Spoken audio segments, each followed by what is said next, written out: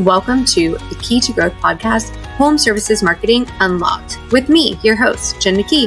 Every week, I sit down with top marketers in the trades, from the brains behind $100 million companies to those scaling from 1 to 3, even to 10 million, breaking down exactly how they got where they are and uncover the secret to their success.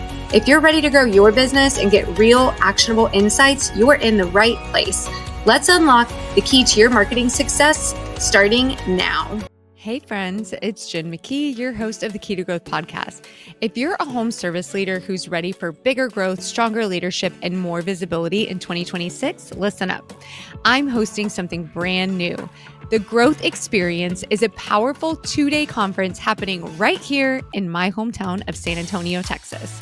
This event is designed for you if you are an owner or leader who wants to scale smarter with profit-first financial clarity, stronger leadership and sales systems, real operational efficiency, how to use AI tools, and of course, modern marketing visibility that actually works.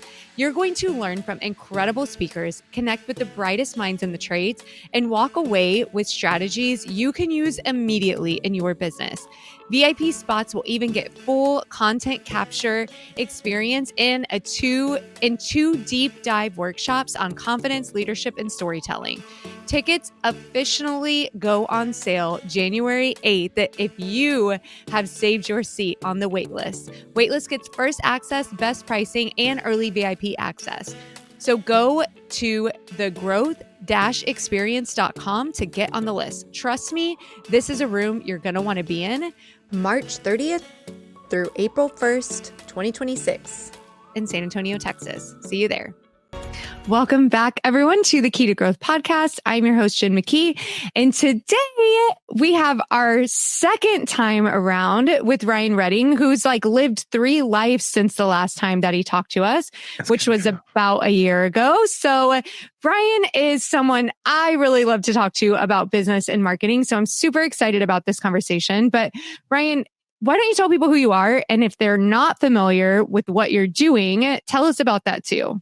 Oh gosh, that's a big setup. And by the way, thanks for the twofer. It is so cool to be back with you. I consider you a friend and I love any time I can spend with you. So this just Me too. It's just an excuse to talk. That's really what it is, I think. Yeah. So for those who don't know me, my name's Ryan. I've been around the trades for almost a decade at this point, largely doing digital marketing services. And what I have found over time is, as a marketer, because marketers kind of get a bad rap, is that there's no amount of making the phone ring that can actually overcome ops, So thus the expression great marketing cannot overcome poor operations. And I found myself learning more and more about what a contractor's experience on the operational side. And a lot of times I know their business better than our clients would know their business. And it's been really fantastic. By the time this is airing, I think about a year ago, I sold our agency, which is Leveragy, sold it to KickCharge. So KickCharge Creative, which everyone in the trades knows as the #1 premier branding agency in the home service space. And it was a really great combination of people being able to say, hey, they've already got great branding. They've got the great logos, the great mascots, the great wraps, great unis. But now all of a sudden they can be served by websites and digital marketing, right? All the things that Leveragy was known for. In July of 25, I fully backed out of all day-to-day ops. The team is still growing. They're still doing their thing. They're still taking care of clients. All the people that actually ran Leveragy in the day-to-day are still there. But I was with KickCharge now, and I have transitioned my focus and energy into helping businesses kind of get unstuck in a more direct way. Because as a marketing vendor, I was limited to stay in my lane. It's well, I can work with AdWords budgets. Well, cool. But that's really not going to help your HR issues, your team health issues, or your ability to be financially literate when you read your financial statements.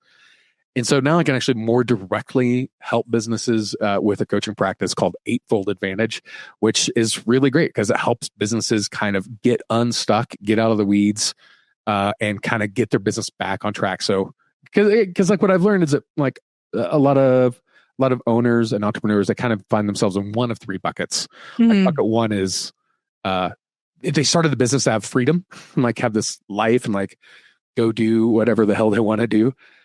But they find themselves like working 80, 90, 100-hour weeks, like being on the phone at family dinner, not able to take the vacations they want. Like they find like, where's this freedom? Like, where's all this time that they wanted?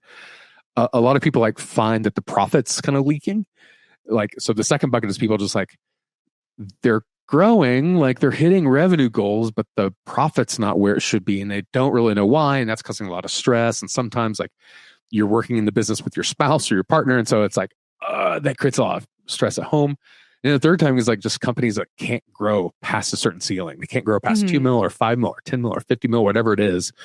And they don't really have the systems or the processes or the framework to actually solve it. And so they find themselves going after Band-Aid after Band-Aid after Band-Aid, getting book after book after book and going after conference after conference after conference. And they just find themselves still stuck exactly where they are. So to be able to help businesses that have found themselves like in these spots that are stuck, and it's not just a marketing problem, right? It's like a whole business problem. To help them untangle it has really been a passion of mine for the past several years. So it's fun to be able to transition fully into that space. Yeah. So, speaking of conferences, by the time this airs, it'll be kind of at I don't know, because conferences and I feel like pauses for the holidays, and then there's like a bunch more conferences at the beginning of the year. What is something that you're seeing? I know you see like the issue with conferences, but I want to also know like what the best part of them are and what people can take away. You know what's funny? The thing you and I were talking about this actually after Tommy Mello's Home Service Freedom. There's something about the community that gathers at a conference. Yeah. I think without a doubt, that's probably the coolest thing. Only because like as Ellen described it as summer camp. It always feels like summer camp to me. That's like at Rilla last year, like I felt like everywhere I walked, everyone was from Rilla and it was so fun. It was like, I don't know. I love it. I think that's the coolest part. Cause like as a business owner, you get kind of locked in your lane, you see your same four walls and you see the same faces every day and you're kind of putting out the same fires, but you see stuff online from these other people who are doing really cool things. So to have like a couple days in a week where you can go somewhere that you don't live and spend time with these people, like the whole day from like 6:30 a.m. until 10 p.m. And they're people like you that are like driven and are ambitious and have these big goals. And like, it's such a refreshing spot to be. I think that is the coolest thing that happens at most conferences is finding people like you from all over the US or all over the globe. Right. They all come together and they're all in Vegas or they're all in Denver. They're all in like, wherever they are for that period of time. I think one of the dangers though of a lot of conferences is that there are some really, really fantastic ideas that are presented. Like there's new methods of leading, pricing, ops in general. Like there's a whole lot of ideas and that's cool. But the last thing people need is another good idea that's not implemented, because they come back from the conference, life hits them in the face and like they're putting out the same fires and dealing with the same drama and they're just stuck. Yeah. So the danger, I think, is going to all these really great shows, listening to these really high quality speakers, but finding themselves stuck exactly where they are because they have no ability to actually put into practice these ideas that they have and these things that they've dribbled down in their notebooks, So I think I love conferences for a bajillion reasons, but my big encouragement over the past several months has been when you go to these shows, regardless if it's Pantheon, if it's Home Service Freedom, if it's Nextstars, like whatever that is, implement what you learn. Even implement just 2 or 3 things. Fully implement it. Like that will make more impact on your business than a notebook of big ideas that you never get to. Yeah. Just implement 2 or 3 really good ideas and it will make a big difference. Do you have any, what's the best way to do that? Oh, it's hard. I think if your company is at a size where you can afford to have several people on your team come along with you, I'm a huge, huge believer of teams leading a business. Maybe part of it's from my background in team sports, but there's something really powerful that happens when you have other people thinking, dreaming, carrying the weight, and helping build the future of the business, not just you as the owner. So if you can, bring 3, 4, 5, 6, 7 of your most dependable, most trusted, like either leadership team or the people you count on to actually get shit done in your business. Bring them with you. And when you sit in these conferences, when you go to the breakouts, find time to kind of pull away and debrief and wrestle with the ones that are most relevant, most challenging, the ones you think have the most potential as a team, so that it's not the owner as like, well, this is what I think we should do because this one really jumped out to me. That might 100% be appropriate, necessary.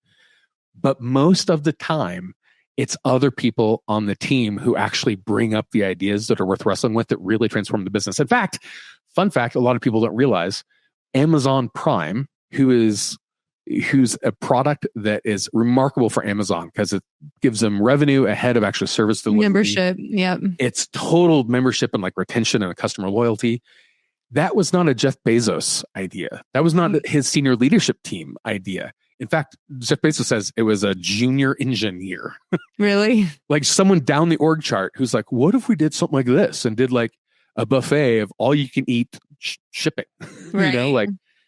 And that was what did it. So like when you pull your team into these conversations and the experiences and get them the same reading material, so like you're listening to the same speakers, you're reading the same books.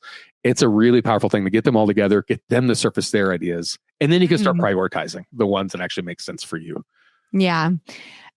So I feel like that then it kind of leads us into, and I want to preface this by, I say that this podcast, I want this to always be a resource, anyone who's listening, to help better your marketing. But what you're doing at Eightfold Advantage is helping better operations. And so when last year, I'm somebody who I ask a lot of questions. I like to have like camaraderie with people, and I'm not afraid to ask anybody questions. Like I will ask people who I don't have a very strong relationship with questions if they've given me any in whatsoever to be like, oh, feel free to reach out. Like I will reach out and I will ask questions. And Ryan is someone who I ask a lot of questions to, and I'm grateful for the answers that you give me, whether or not I do anything with them. I take everybody's opinions and then I make my own decisions, but I do like to know what other people have done. And I think that,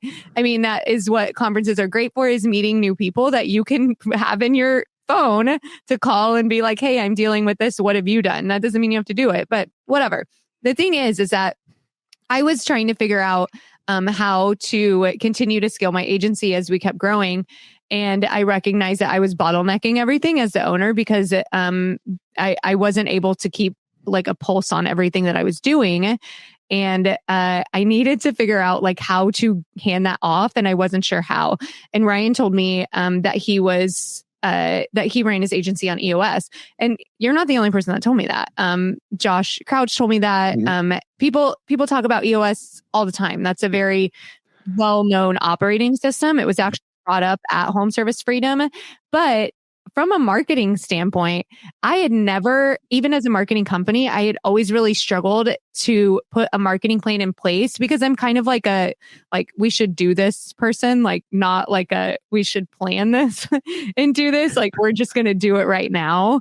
But EOS has massively changed even my marketing plan. It's actually one of my rocks every quarter, which gives me so much more clarity. And then also helps other people on the team be accountable for what is going on in our marketing plan. So we are doing things consistently and getting so much more out of it. But so I know that you are not an EOS implementer, but I know that you have had a journey with EOS and you're kind of doing something similar.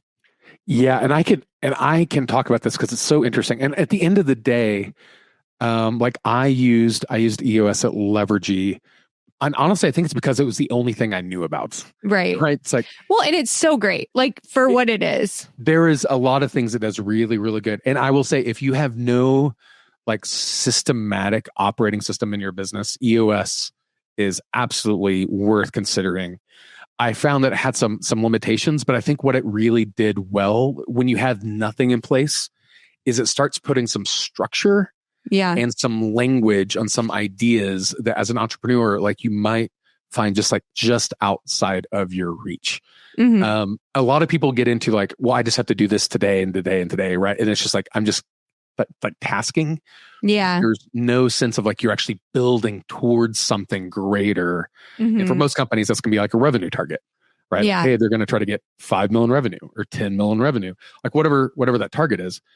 EOS or other models similar create a nice structured framework to say, cool, that's the target. Now start backwards engineering to end up, what specific actions do you need to do to actually create that outcome? And without that sort of guided framework, a lot of people find themselves just doing the things. Like they're just turning more wrenches. Right.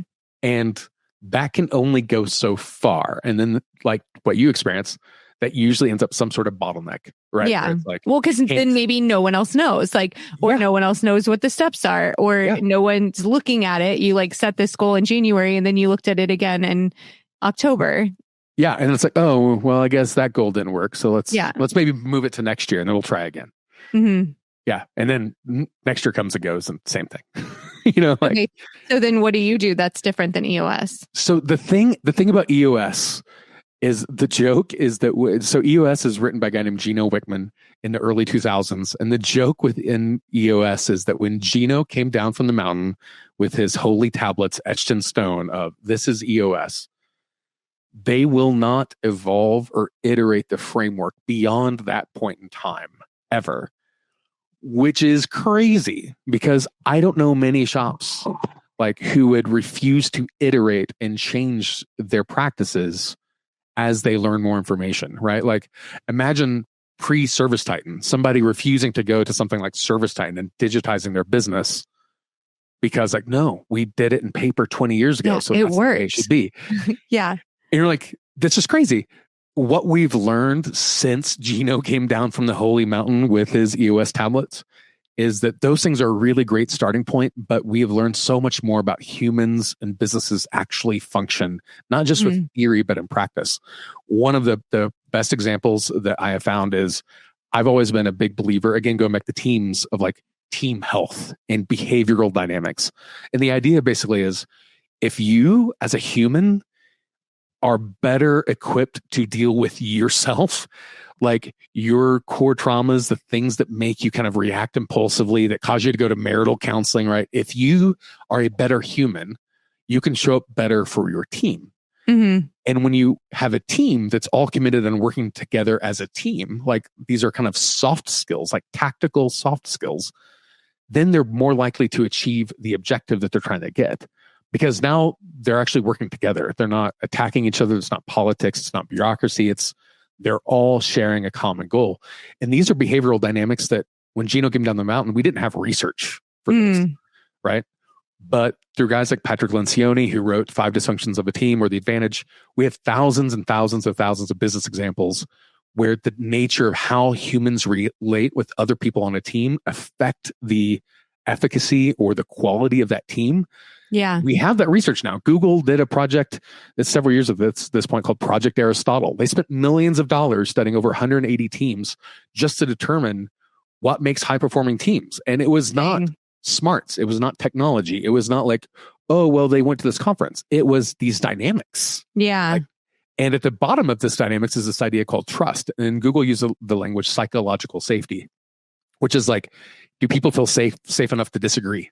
Can they raise hand and be like, I don't think this is the right idea, without fear of reprisal or like drama building, like that for Google, that's kind of what they found. And so you take all that behavioral research that's come out from, again, millions of dollars of research.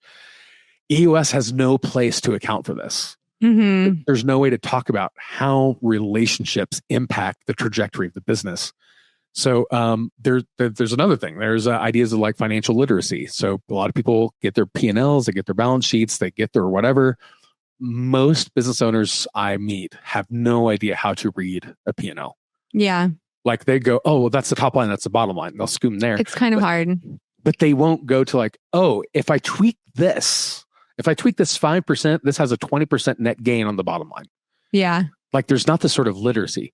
So EOS, again, has no framework to be able to account for how do you help people get financial literacy so they actually know what they're looking at. So several months ago, I got certified with what's called Bloom Growth Coaching, which is this, it's based on the 6 pillars of EOS. it's evolved into them in ways that EOS has really no place to include. So all the same things about like, hey, you have teams, you have benchmarks, you have scorecards, you have clarity, and you have responsibility. Like all these things are still there, but we're going to pull in things that now we have thousands of examples of businesses implementing these things and learning from them to actually make them more high performing. So I've really enjoyed being able to work with businesses and work with the Bloom framework. Again, there's nothing necessarily special or magical. Mm-hmm. It's just more holistic to what businesses are actually like and not what they were at a point in time when Gino Wickman came down the mountain with the tablets. Yeah. I mean, I think there is something magical about putting systems in operations. And I also do think that there's something magical about investing in someone to help you. At least for me, like anytime, and I think it's a me thing, but also, you know, I mean, as in like you have to decide that this is going to work for you. And then by doing that, you put in your side of it because nobody can do it for you. And so it's not like, you know, I'm a good student. Well, and I think this is something that makes me sad in the trades a lot. And I get it. I think there's a lot of people who want the kind of like the easy button. Yeah. Like, hey, just tell me the buttons to push. Like, just tell me the thing to do. Just tell me how to price myself. Just tell me whatever. And while that's fine and good, it really doesn't teach you how or why the business works. Mm. And so when something goes wrong in the business, you really don't have the ability to deal with it, right? Because it's not in the manual. You don't have the muscles developed because all you've really learned is like how to mimic. Yeah. What I like about an operating system is it does not give you the answers. Yeah. It gives you the framework and it asks questions. And you, like implementing the framework, start having to learn and develop these muscles that you didn't have 3 months ago or 3 years ago. Yeah. You have to learn how to be a better leader. You have to learn how to hold a meeting. You have to learn how to hold people accountable. You have to learn how to predict ceilings and like limitations before they happen. Mm-hmm. Because that's when you're going to have a business worth selling. Because now you actually have people who have those skills. It's kind of like there's this weird joke. I don't know if anyone has ever studied how Olympics are placed with cities, because it's kind of interesting. Most cities win Olympic bids, and almost by definition, it is their first time carrying on a project of that magnitude. Yeah. Right? Like most cities have never like put in for the Olympics and hosted Olympics and then did it again in like 10 years. Yeah. So you have no learnings that snowball. So everyone's new to the equation of like, oh, we think this is what it's like to build all these venues and build all these hotels and build all this infrastructure. We think it's going to be like this, but almost every time they go over budget, they take longer than expected, or the quality of the venue has to get brought down because they weren't ready for it. There's no shared learning. It's just like they get it done and it's Band-Aids. When you have an operating system, the whole thing is about shared learning. It's everyone's learning the benefit. You're gaining that experience over time. It's not just a bunch of new people doing it for the first time every time. That's really what makes it powerful, is when you have a lot of people working together for a common target, but they're doing it with muscles and skills that are getting sharper and sharper and sharper. They're not just copy and pasting what they downloaded from the internet. Yeah, that's a good point. So from a like specifically a marketing standpoint right now, one thing that I hear at these events is there's a lot of people who are struggling and they're like, what is it? What am I going to do? And we know if we look at this from like a broad standpoint, like the trades really blew up in 2020. And so they've had a really great run of, I don't want to say easy revenue because nothing is really easy. But you can. But like the market was very favorable to people and trades having growing businesses. Yeah. And so, you know, as we have been in some uncertainty, like with presidential changing and tariffs and whatever, it's really affected people's businesses. And of course it's going to, but that doesn't mean that everything is terrible. So then they start to look at like, well, what can I do now? Like what is the next step? And so obviously, they're going to look at marketing as like one of the first things, like, oh, we just need more leads. We need more people to come in. So in that kind of situation, like what are some things that you see that they could look at, whether it's in marketing and then even away from that? Yeah, it's funny you mentioned this because I had a company reach out to me. This is a couple weeks ago at this point, and they had a similar sort of issue where they were hyper dependent on AdWords and pay-per-click and pay-per-lead. And they were getting jobs on the board, right? Like they were still on target to hit their revenue target for the year, but they were noticing their bottom line shrinking. Yeah. And they were like, we don't know why. And they would show up to the marketing meetings and they would be like, but I don't understand why. And how come it's costing so much per lead to be acquired? And they're just kind of going from one explanation to another explanation to another explanation based on whoever they talk to. And it's all reactionary, right? It's like they clearly see something's wrong, but it's not necessarily reflecting for them on the job board. It's reflecting on their finances. Like they're just taking home less than they should. So it's a really common problem. One of the things that I think people forget is that marketing isn't a thing where you just go, oh, you just push a button and you just pull this lever and magically you're happy. And it works forever. Yeah. And it works forever. And like you will always have the capacity you need. One of my longtime clients, Ryan Matthews, I'm talking to you. He has a tendency of like, he will go and buy like 2 or 3 new vans. He will wrap them, stock them, get a guy in the field. And then he'll call up and be like, dude, our phones are slow. Like, no, they're not. You just expanded your capacity without aligning your marketing. Like that's marketing breaking. That's like not coordinating these things to work together. And over the years, Ryan and I have gotten to know each other well enough to where like I can slap his hand and be like, bro, keep us in the loop so we can like adjust as you're adjusting. Yeah. One of the things about having a framework or an operating system like EOS or like Bloom Growth is this idea that there's a couple things that it helps you do so you're not always reacting to the problem when things go wrong. The first is like you have weekly scorecards that you measure. So you have specific KPIs that you know every week you're reviewing what those things are. And so maybe it's impressions, maybe it's cost per lead, whatever, but you can track these things over time. Most companies are only going to look at those when something goes wrong, right? They're only going to look at why is the marketing not working when they see their job board full, but the bank account shrinking. Or when they see guys sitting around, they're going to send them home. That's the only time people start asking marketing questions. Yeah. But in an operating system, it's going to force you to look at these KPIs every week. And are they trending where you want? Are you making the decisions and the actions where you need to make them? Like those things are there. The other thing that it does really well is it puts accountability on a single person. Yeah. So the idea is if nobody owns the problem, nobody owns the solution. Right. So everyone just like keeps going like, well, marketing should be, and I hired this vendor because, and whatever.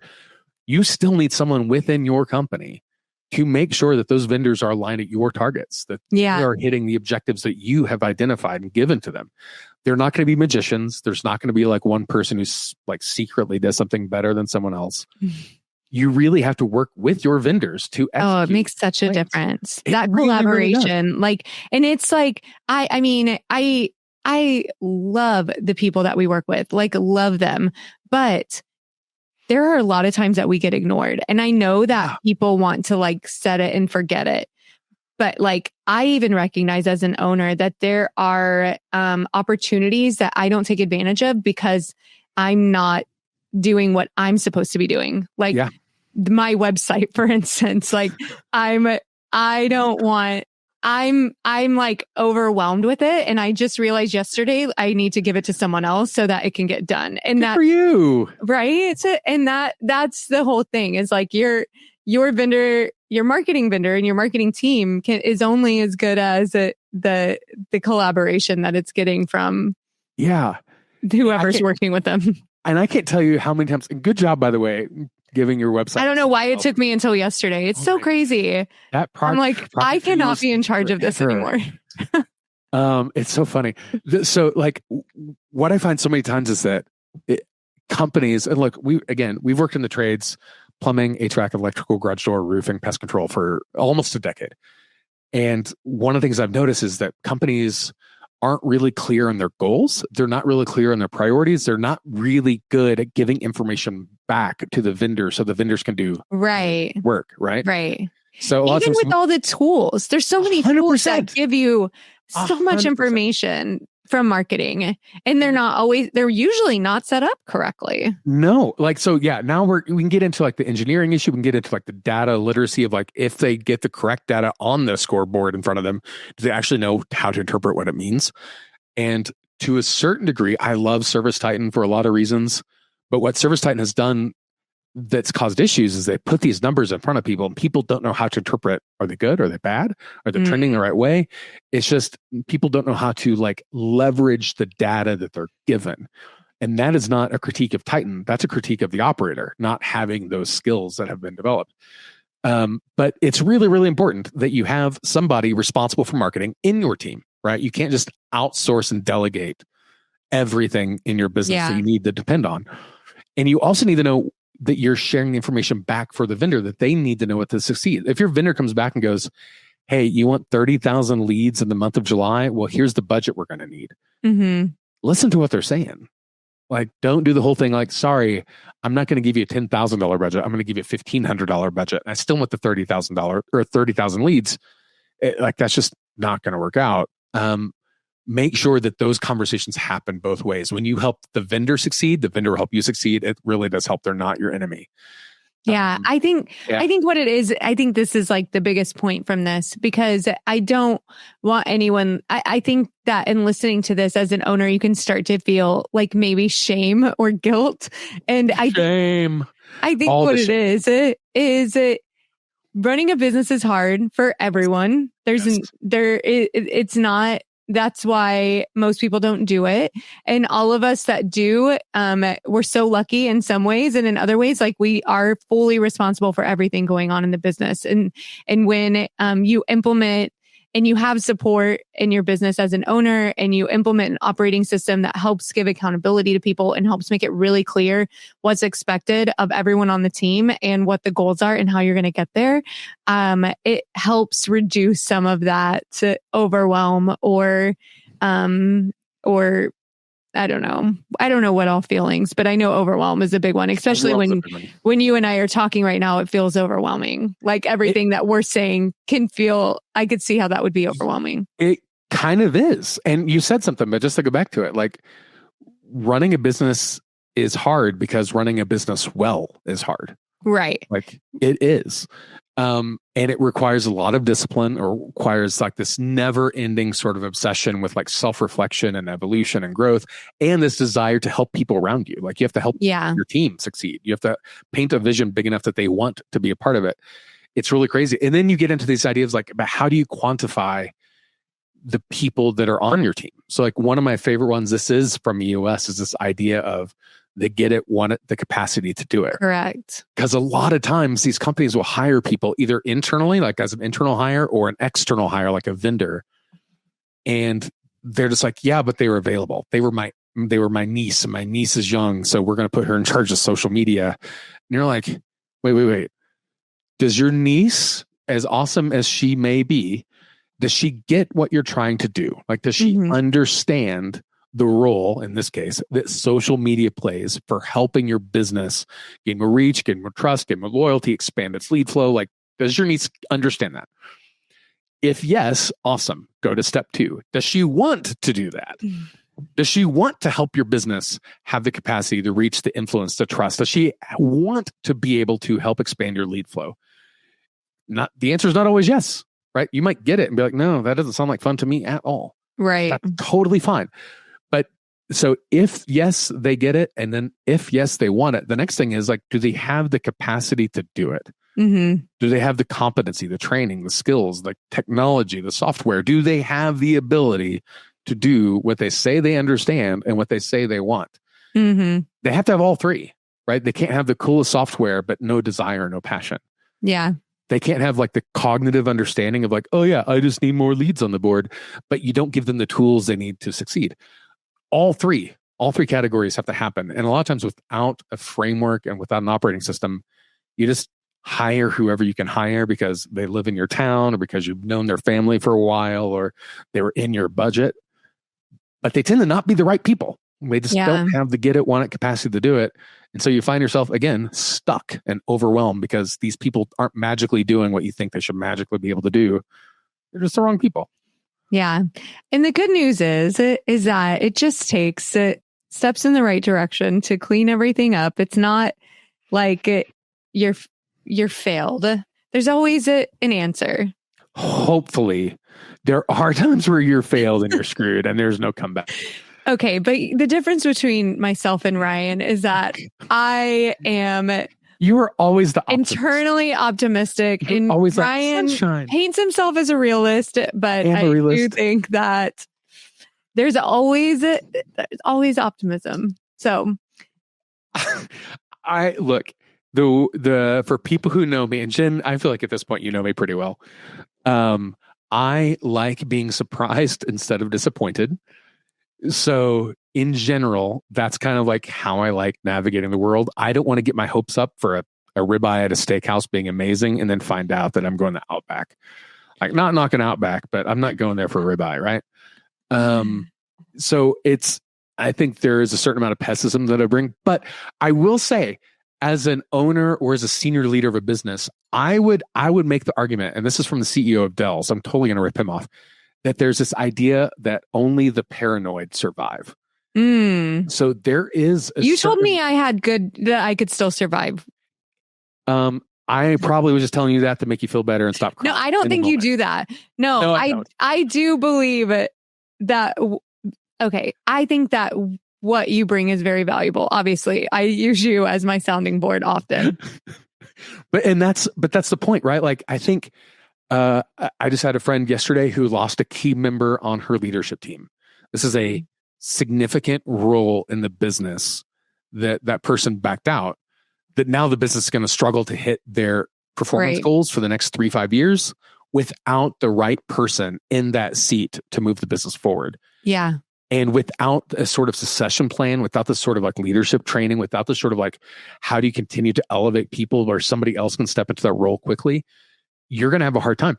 So I think this idea of like, be paranoid isn't like walk around in tinfoil hats. It is about risk mitigation though, right? Like, you don't want to know that you have a tech out there who you know has a drinking problem, driving your van with your brand going on the highway, that you know any day is going to cause a fatal accident that's going to end up on the news. Like, there's zero reason to do that, right? So be paranoid. Solve that problem before you end up on the news with a fatal accident. And by the way, that was a client of mine. I had a client go through that exact actual thing. So people are like, that doesn't happen. Like, no, I've seen it happen. Yeah, and that's a good example. That's a good example. So look, we're at the end of our time here for today. No, I don't want to end. You can come back again, but let's end with the question. What is the key to growth? Oh, man, if I had one key to growth, that'd be awesome. So how about this? The key to growth. To solve a problem so well where people want to tell your friends about you, and then attracting other people who have that same dream and ambition. Yeah, that's a good one. Yeah. Okay, now tell people where to find you, because all the places we could find you before, you're no longer there. I'm no longer there. So probably the best way is, I am on all the socials now with some variation of like Ryan on business. So that's the TikTok, that's Instagram, that's Facebook. But probably the easiest way is just go to eightfoldadvantage.com. And like all the stuff's there. So we still have the blog back up and going now. So that's really cool. So if you're someone who's like looking to sell or looking to buy or looking to scale, like there's all sorts of resources there for you. But all the socials are also linked to the bottom of the website. But eightfoldadvantage.com is probably the easiest way for anyone to find me wherever I am. And Ryan on business. And Ryan on biz. Yep. Awesome. Thank you so much for being here. This was awesome. Thank you so much. I'm sure we'll see you again. I hope so.